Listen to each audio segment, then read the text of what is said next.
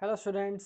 आज height and distance के आगे क्वेश्चन देखेंगे और जैसा कि मैंने प्रॉमिस किया था कि एक क्वेश्चन एनसीईआरटी में से लेंगे और एक क्वेश्चन कुछ ऐसा लेंगे जो आउट ऑफ एनसीईआरटी है या कोई पेपर में आ रखा है।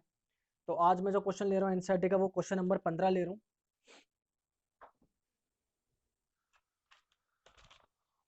क्वेश्चन आप लोगों के पास है, मैं क्वेश्चन डिक्टेट कर रहा हूँ। कह रहा है, आ straight highway leads the foot of a tower. A man standing at the top of the tower observe a car at an angle of depression of 30 degree which is approaching the foot of the tower with uniform speed. 6 seconds later, the angle of depression of the car is found to be 60 degree. Find the time taken by car to reach the foot of the tower from this point. हो सकता है एक बार जब आप question read करो तो आपको question को समझ में ना आए, तो उस सिचुएशन में पैनिक बिल्कुल नहीं करना है कि सिचुएशन समझ में नहीं आ रही, डायग्राम को फील नहीं कर पा रहे, इमेजिन नहीं कर पा रहे। एक बार समझ में नहीं आएगा, दोबारा रीड करो, ठीक है। और क्वेश्चन को बिल्कुल ना मतलब स्टेटमेंट की तरह रीड मत कर दो कि एक पॉइंट से पढ़ना शुरू करो और दूसरे पॉइंट पे लाके खत्म कर दिया। क्वेश्चन को पार्ट्स में पढ़ो, पार्ट्स में पढ़ोगे तो तुम उसको फील कर पाओगे। जैसे मैं दोबारा इसको पार्ट्स में पढ़ रहा हूँ। कहा a straight highway leads to the foot of the tower. एक स्ट्रेट हाईवे है जो सीधा एक टावर की तरफ जा रहा है। A man standing at the top of the tower. अब एक आदमी है जो टावर के ऊपर है, टावर के ऊपर मतलब इन द सेंस टावर के टॉप पर है। ऑब्जर्व अ कार, जो कि वहां से एक कार को आते हुए ऑब्जर्व कर रहा है। अब तुम इमेजिन करो कि तुम किसी ऊंची सी बिल्डिंग पर खड़े हो, ठीक है, और तुम्हारे सामने से कार आ रही है। तुम्हारे सामने से क्या आ रही है? एक कार आ रही है। और वो तुम कार को देख रहे हो तो वो तुम्हारे क्लोज आ रही है। जब तुम कार को देख रहे हो तो कुछ एंगल रहा होगा, और जब तुम वो कार तुम्हारे और क्लोज आ गई तो डेफिनेटली एंगल चेंज हो जाएगा।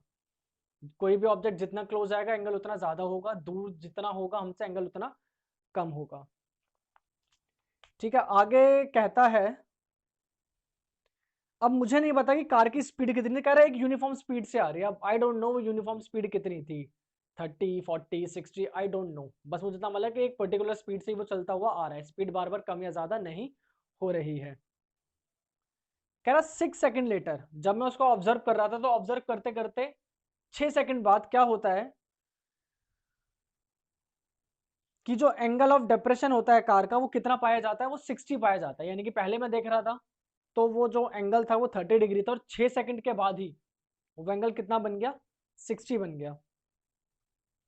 कह रहा find the time taken by the car to the reach the foot of the tower from this point. तो जिस पॉइंट से उसने जिस पॉइंट पे मैंने उसको देखा 60 डिग्री था, उस पॉइंट से वो टावर के बिल्कुल क्लोज आ गया, टावर के बिल्कुल फुट के पास आ गया। तो ऐसा करने में उसने कितना समय लिया होगा ये मुझे निकालना है। तो पहले अब इसका डायग्राम बनाने की कोशिश करते हैं। लेट्स से कि ये वो टावर है जहां से हम ऑब्जर्व कर रहे हैं।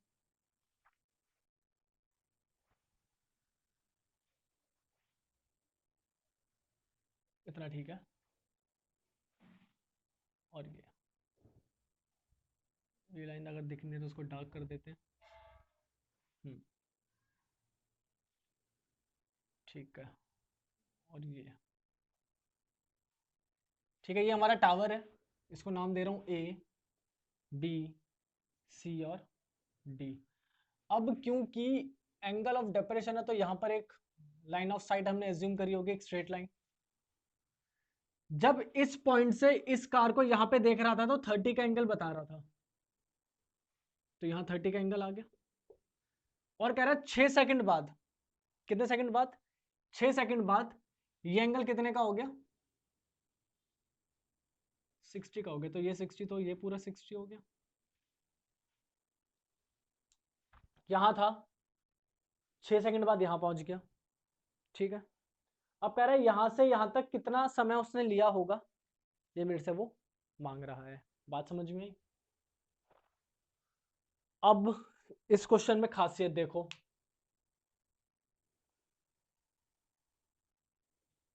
ना तो ये डिस्टेंस पता है, ना ये डिस्टेंस पता है, ना टावर की हाइट पता है, तीनों में से कुछ भी पता नहीं है। डायग्राम बन गया। अब एक बार और रीड कर रहा हूं क्वेश्चन को। A straight highway leads to the foot of the tower, ठीक है। A man standing on the top of the tower, ये हो गया। A car at an angle of 30 degree, तो ये 30 डिग्री का एंगल बन गया। Which is approaching the foot of the tower, तो यहां से फुट ऑफ द टावर की तरफ अप्रोच कर रहा है वो। A uniform speed, I don't know भी स्पीड कितने कह रहा है। 6 second later the angle of depression found 60 degree, तो यहां से यहां तक का डिस्टेंस कवर करने में कितना समय लगा होगा उसको? 6 सेकंड लगे होंगे। Find the time taken by the car to the reach the foot of the tower, तो यहां से यहां तक कितना समय लगेगा वो मेरे से मांग रहा है। हाइट ऑफ द टावर भी नहीं है ना, हाँ जी हाइट ऑफ द टावर भी नहीं है, तो सब कुछ लेट करना पड़ेगा इसमें। क्वेश्चन नंबर 15 इंपॉर्टेंट क्वेश्चन है।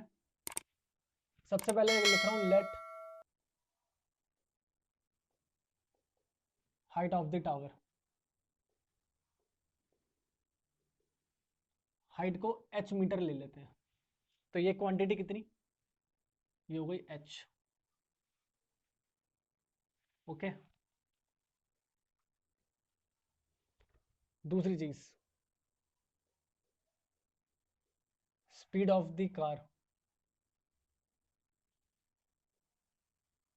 x मीटर पर सेकंड, सेकंड में बात कर रहा है ना मेरे से वो, कहाँ गया, हाँ जी 6 सेकंड, तो मैंने ले लिया x मीटर पर सेकंड, क्योंकि हाइट भी मैंने मीटर में ली थी, तो टाइम भी मैंने मीटर पर सेकंड में ही लिया है, क्योंकि उसने मुझे 6 सेकंड के बारे में बोला था कि 6 सेकंड बाद। ओके ठीक है। अब देखो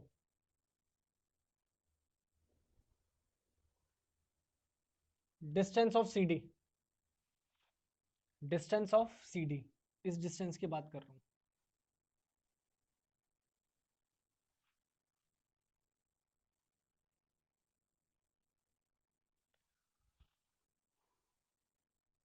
टाइम बराबर डिस्टेंस अपॉन में स्पीड, फॉर्मूला पढ़ा है, सबने पढ़ा होगा। तो डिस्टेंस निकालना है तो टाइम इनटू स्पीड बराबर डिस्टेंस कर दूं। भाई समय बराबर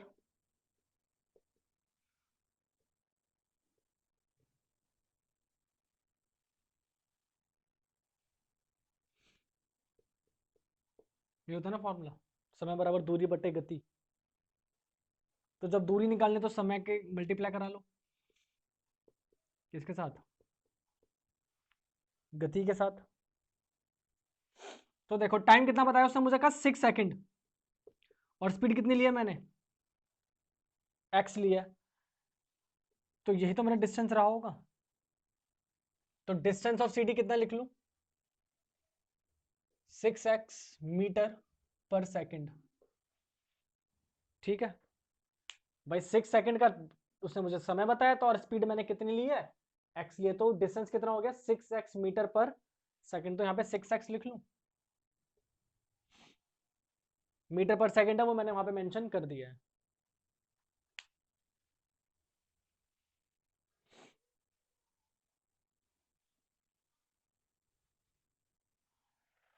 उसने मुझे मांगा कि ये बताओ कि भाई यहां से यहां पहुंचने में कितना समय लगा होगा, समय मांगा है ना, हाँ फाइंड द टाइम, समय मांगा है, तो मान लेते हैं, फिर मान लेते हैं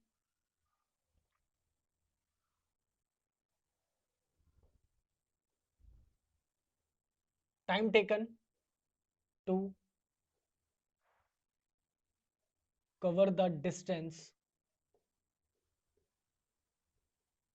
कितना dB, मान लेते हैं कि dB के डिस्टेंस कवर करने में कितना समय लिया उसने, t सेकेंड्स, क्योंकि x यहाँ पे ले लिया तो यहाँ पे t सेकंड्स ले लिया, टाइम है। Time taken to cover the distance db equal to t seconds. यहाँ भी टाइम सेकंड में ही एज्यूम करोगे क्योंकि हमें क्वेश्चन में भी सेकंड में ही दे रखा था। तो अगर मुझे यहाँ पे t सेकंड लग रहे हैं तो डिस्टेंस निकाल सकता हूँ अब मैं। तो डिस्टेंस ऑफ db कितना आ जाएगा भाई, x स्पीड थी और t टाइम ले रहा है वो, मीटर पर सेकंड। सेम फॉर्मूला, टाइम बराबर डिस्टेंस अपॉन में स्पीड, स्पीड को ऊपर लेके जाओगे तो डिस्टेंस बराबर में speed into time, speed x time t metre पर सेकंड। तो यहाँ पे कितना लिख लूं, यहाँ पे xt लिख लूं।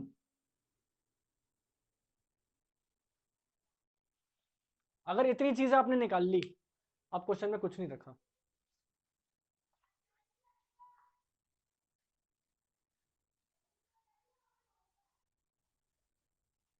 लगाओ। In triangle ADB,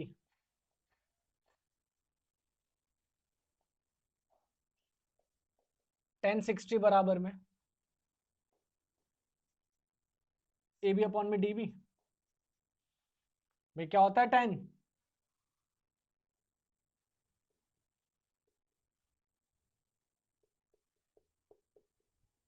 sign cos और tan, P by B, theta के सामने परपेंडिकुलर और DB बेस। 1060 की वैल्यू √3, AB कितना h और DB कितना xt। ठीक है, xt को ऊपर भेज रहा हूं,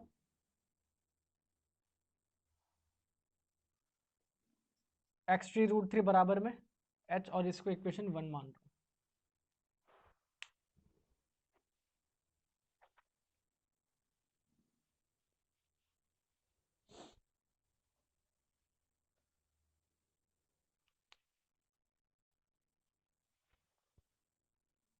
अब देखो इन ट्रायंगल, अभी कौन सा लिया था हमने, ADB लिया था, अब ले लो ACB।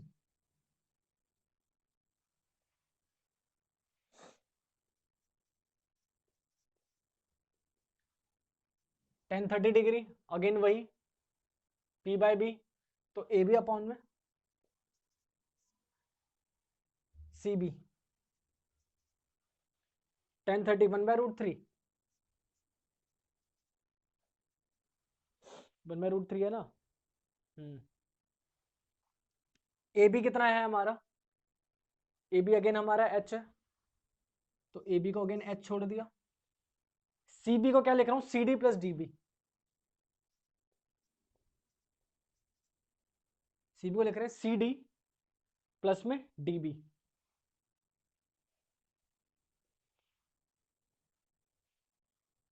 वन बाय √3 बराबर में h छोड़ दिया। CD की वैल्यू चेक करो कितना है, देखो ये रहा 6x, प्लस DB चेक करो कितना है xt। यहां भी क्रॉस मल्टीप्लाई कर लो, 6x xt अपॉन में √3 को यहीं छोड़ रहा हूं, और √3 की यहां पे रैशनलाइज भी कर रहा हूं, बराबर में h। इसको सिंप्लीफाई कर लो, यहां से x कॉमन निकाल लिया, 6 प्लस t √3 अपॉन में 3 बराबर में h। इसको मान लिया इक्वेशन 2। चेक करो क्या करा, वैल्यूज डाली, क्रॉस मल्टीप्लाई, तो इसको ऊपर पहुंचा दिया, 6x प्लस xt, √3 को नीचे छोड़ दिया, बराबर में h। क्योंकि नीचे √3 था तो रैशनलाइज करना पड़ेगा, तो √3 अब यहां से क्या करा, x कॉमन निकाला तो यहां से बचा 6, यहां से बचा t, और ये √3 मल्टीप्लाई में as it is, √3 into √3 3 equal to h। दो इक्वेशन आ गई, यहां से h की वैल्यू आ रही है ये, और यहां से h की वैल्यू आ रही है, तो कंपेयर कर लूं, from equation 1 and 2, from equation 1 and 2 रखो, कंपेयर करो। एक्स टी रूट 3 बराबर में x 6 plus t root 3 upon में 3।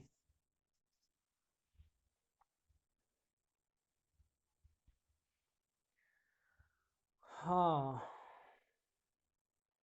अब ध्यान से देखो, ध्यान से क्या कर रहा हूं।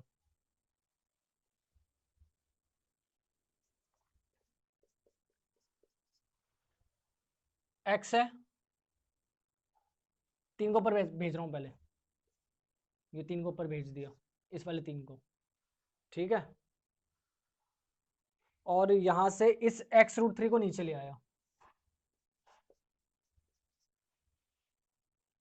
सब मल्टीप्लाई में, ये एक्स खत्म, ये रूट 3 से रूट 3 खत्म, यहाँ पे कितना बचा, 6 प्लस टी बचा। अब यहां से कितना बचा, यहां से बचा 3t। आगे देखो, देख लो, ये एक्स एक्स खत्म, ये रूट 3 से रूट 3 खत्म, यहाँ से 3 और t, और सब मल्टीप्लाई में थे इसलिए काटा है, 3t बचा, बराबर में कितना बचा, 6 प्लस टी, टी को यहाँ ले आओ, 3t माइनस टी बराबर में 6, 2t बराबर में 6, तो टाइम कितना आ गया, 3 सेकेंड। क्या कहता है आंसर, 3 सेकेंड, बिल्कुल ठीक है। सबसे इंपॉर्टेंट काम था ये वाला, ये लेट करने के बाद तो नॉर्मल सिर्फ हाइट एंड डिस्टेंस का यूज करना है। दोनों ही ट्रायंगल से, इस वाले ट्रायंगल से भी h की वैल्यू निकाल लो और इस वाले ट्रायंगल से भी h की वैल्यू निकाल लो, दोनों ही ट्रायंगल्स में से h की वैल्यू निकाल के इक्वेशन 1 इक्वेशन 2 मान के h की वैल्यू को कंपेयर कर लो, आपका आंसर आ जाएगा। Pause the video to note it down.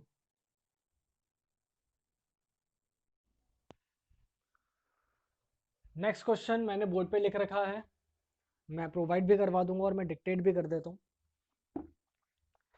कह रहा था angle of depression of the top and the bottom of 7 meter tall building from the top of a tower are 45 and 60 respectively. Prove that the height of the tower is 7 3 plus root 3 by 2 meter.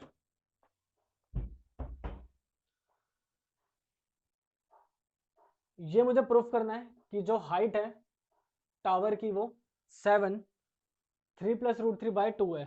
Diagram देखते हैं उसने क्या बोला। कह रहा है एक tower है और एक बिल्डिंग है, यहां से यहां देख रहा हूं नीचे की तरफ,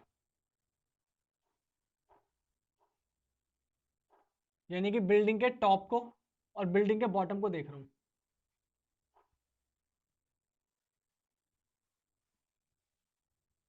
और क्योंकि ऊपर से देख रहा हूं तो डेफिनेटली एक बेस एज्यूम करा होगा, ये कुछ ऐसा, इसको भी ज्वाइन कर देता हूं। नाउ कह रहा है टावर के टॉप से जब बिल्डिंग के टॉप को देख रहा हूं तो एंगल बन रहा है कितने का, 45 डिग्री का, यानी कि दिस इज 45, तो डेफिनेटली ये भी 45 हो गया, ठीक है। उसके बाद कहता है कि जब यहां से टावर के टॉप से बिल्डिंग के बॉटम को देख रहा हूं तो जो एंगल बन रहा है वो कितने का बन रहा है, 60 का, तो ये वाला एंगल कितने का हो गया, 60 का हो गया। और ये जो बिल्डिंग की हाइट दी है इसने वो दिया मुझे 7 मीटर। प्लेसिंग कर देते हैं इसको, ए बी सी डी और इसको मैंने मान लिया ई, ठीक है। ये डाटा गिवन है। कह रहा है कि प्रूफ करो कि जो हाइट है टावर की, यानी कि ये वाली जो हाइट है, ये वाली जो हाइट है ये कितनी आनी चाहिए, ये आनी चाहिए 7 3 प्लस रूट 3 बाय 2। कह रहा प्रूफ करो कि ये जो हाइट है ये इतनी है। अब यानी कि आंसर तो मेरे सामने ही है, मुझे सिर्फ इस आंसर को लेकर आना है कि ये हाँ एक्चुअल में ये आ रहा है या नहीं आ रहा है, ये मेरा काम है। तो देखते हैं इसका सॉल्यूशन। और ये एक्स्ट्रा क्वेश्चन है, ये आपके एनसीईआरटी में नहीं है।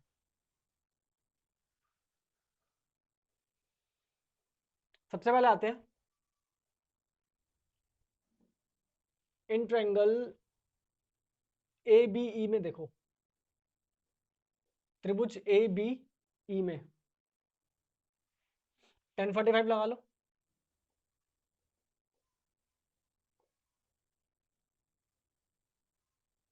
क्या मिलेगा? ई बी अपॉन में A B by perpendicular upon में बेस। तो यहां से क्या मिला? यहां से मुझे ये पता चला कि जो ए बी है वो किसके बराबर रहेगा? ई बी के बराबर ही रहेगा, और उसको मैंने मान लिया अपनी इक्वेशन 1। क्या मिल गया? कि जो ए बी और जो ई बी है वो क्या है? बराबर है। अच्छा, अब देखो in triangle DEC, in triangle DEC 1060,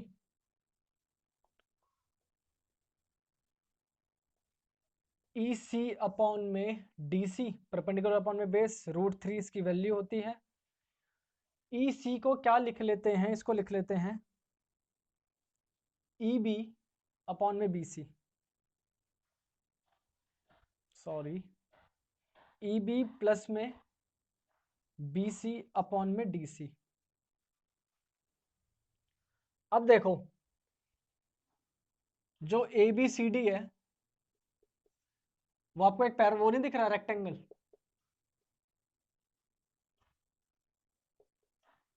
अब जब ABCD रेक्टेंगल दिख रहा है तो ऐसे नहीं बोल सकता कि जो AB होगा वो बराबर होगा DC के, और जो AD होगा वो बराबर होगा BC के। ठीक है, ये 7 है तो ये भी 7 हुआ,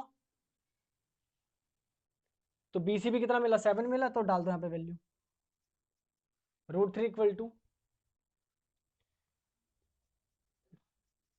EB, BC की जगह पे रखा 7 और DC। यहाँ पे रीजन के लिए क्या लिख रहा हूँ कि ABCD क्या है? ABCD is a rectangle. बाकी आप पूरा लिख देना, चाहे ऐसे लिख देना ABCD इज रेक्टेंगल, तो EB बराबर DC और ED बराबर BC। रीजन लिख जरूर देना।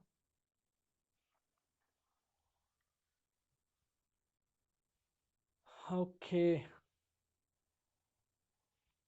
देखो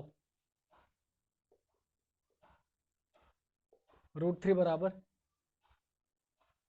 EB किसके बराबर है? हाइट चाहिए ना मुझे। DC DC DC DC DC,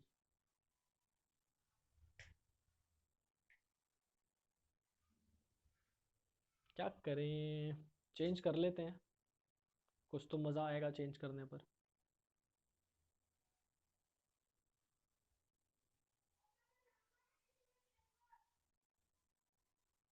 देखो DC की जगह पे रख रहा हूँ मैं EB प्लस 7, DC की जगह पे AB रख रहा हूँ।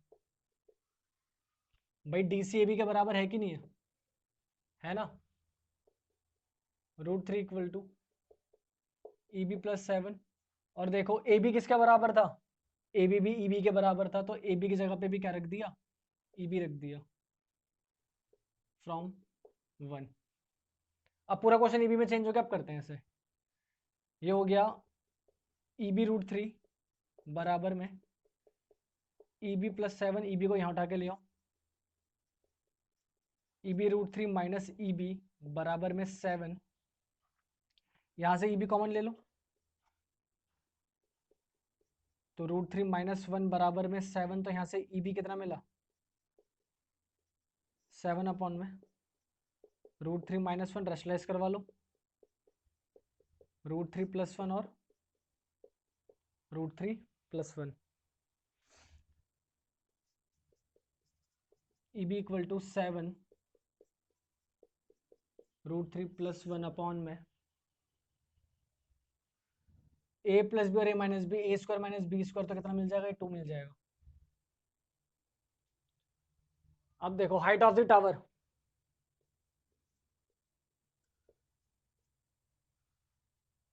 HIRAHT, height of the tower. Height of the tower कैसे मिलेगी? जब EB और BC को, देखो हाइट ऑफ द टावर क्या है, EC है ना, यही है ना height of the tower, EC। और यहाँ देखो EC कैसे मिलता है? EC मिलता है जब EB में BC को क्या करते हैं, ऐड करते हैं। तो ऐड कर लो भाई। EB कितना आया? EB आया 7 √3 + 1 अपॉन में 2 आया, प्लस में BC कितना है मेरे पास? 7 है। तो देखो ये हो गया 7 √3 + 7 प्लस में 14 अपॉन में 2, एलसीएम ले लिया नीचे। तो 7 √3 प्लस में 21 अपॉन में कितना, 2, 7 कॉमन ले लो, √3 + 3 अपॉन में 2, 7 √3 + 3 अपॉन में 2, यही चाहिए था। हाइट मिल गई। Pause the video to note it down.